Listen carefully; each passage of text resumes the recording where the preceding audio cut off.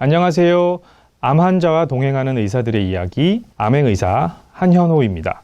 환자분들께서는 유방암을 진단받고 수술이라는 큰 산을 마주하시기 때문에 유방재건의 필요성을 크게 느끼시지 못하는 경우가 많습니다. 유방을 절제하는 건 필수적인 수술이지만 재건술은 생명과는 상관이 없는 수술이기 때문이겠죠. 하지만 오늘 영상을 통해서 재건술이란 무엇인지, 유방암 절제를 하는 환자분들에게 왜 필요한 것인지에 대해서 말씀드리려고 합니다. 유방재건술이란 유방암 수술 후 변화된 유방의 모양을 원래의 모습으로 다시 만드는 수술을 말합니다. 최근 유방의 피부를 보존하는 유방절제술을 시행하게 되면서 유방재건의 결과가 매우 좋아졌습니다. 그 유두와 유륜까지 보존되는 경우에는 유방의 피부 전체가 남아있게 되고 속에 있는 유방 조직만 없어진 경우이기 때문에 피부 속이 잘 체험만진다면 거의 온전한 유방 형태를 유지할 수가 있습니다.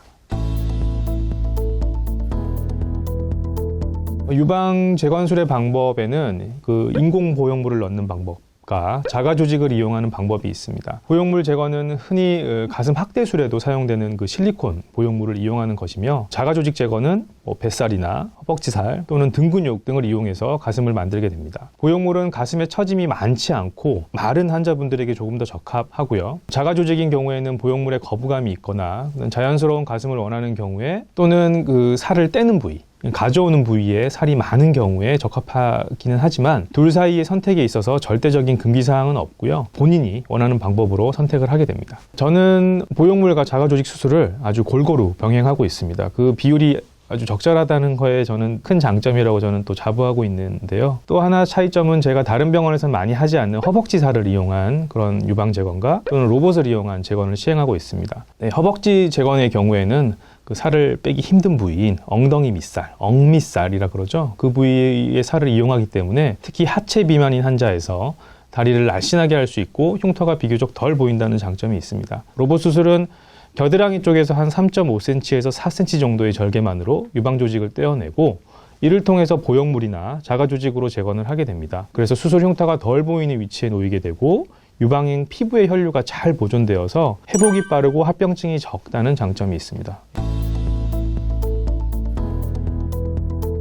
유방암 수술을 해야 되는 과정에서 유방 재건술까지 꼭 필요한가에 대해서 고민하시는 분들이 많이 있습니다. 그래서 유방 재건술을 했을 때 어떠한 장단점이 있는지에 대해서 설명을 드리도록 하겠습니다. 유방이 없어짐으로 인해 겪게 되는 상실감을 겪지 않을 수 있고, 가슴 불균형으로 인해 생길 수 있는 근골격계의 비틀어짐이나 통증을 줄일 수가 있습니다. 또한 가슴과 겨드랑이 부위에 과도한 유착을 방지해서 임파부종의 발생을 줄이게 됩니다. 하지만 때로는 재건을 위해 수술 일정이 지연되는 경우가 간혹 있습니다. 그래서 이 부분이 조금 단점일 수는 있습니다.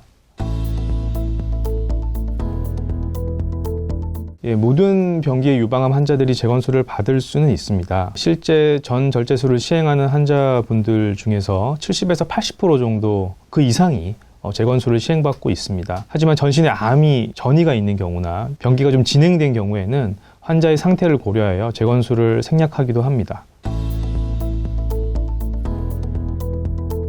정답이 정해져 있는데요. 즉시 재건하는 것이 무조건 좋습니다. 즉시 재건이라 하면 같은 날 한 번의 수술로 끝낼 수 있다는 것과 유방의 피부를 보존할 수 있다는 장점 때문에 훨씬 유리합니다. 유방의 피부 속에 무언가를 채워놓지 않으면 피부는 쓸모가 없어지게 되고 풍선처럼 이렇게 쪼그라들러붙게 되거든요. 즉시 재건을 시행하지 못한 경우에는 지연 재건을 시행할 수 있는데 유방의 피부를 새로 만들어줘야 되는 과정이 추가로 들어가기 때문에 수술이 더욱 어렵고 흉터도 많이 남게 됩니다.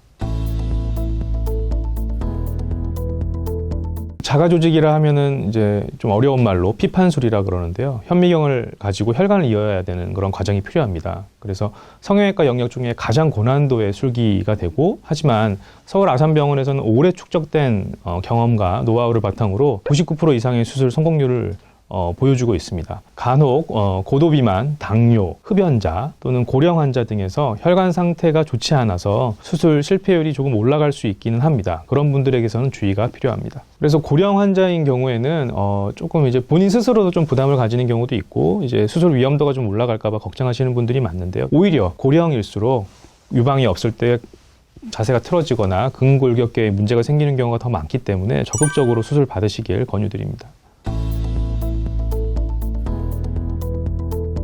오랜 기간 수많은 연구를 통해서 재건술과 재발은 관계가 없다고 밝혀졌고, 재건술을 시행받은 경우에도 검사 과정에서 재발이 지연되거나 유방암의 생존율이 떨어지지는 않습니다. 초음파나 CT 등을 통해서 수술 후 경과를 관찰하게 되고 재발을 찾아내는 부분에서 전혀 문제가 없습니다. 보형물도 이제 수명이 정말 있습니다. 처음에는 사람이 올라타거나 자동차가 잘 밟고 지나가도 터지지 않을 정도로 강한 상태이기는 하나, 몸에 들어가면 삭게 되는 거죠. 이제 삭아서 결국 껍질이 찢어지게 되고 이제 파열되게 됩니다. 일반적으로는 한 15년에서 20년 정도의 수명을 갖는 것으로 알려져 있고, 한 5%에서 10% 정도의 비율로 일부 환자들에게서 10년 정도의 파열이 발생할 수 있습니다. 하지만 1년에 한 번씩 초음파 정도의 검사로 보형물 파열에 대한 것을 찾아내고 진단을 할 수가 있습니다. 구독, 좋아요 부탁드립니다.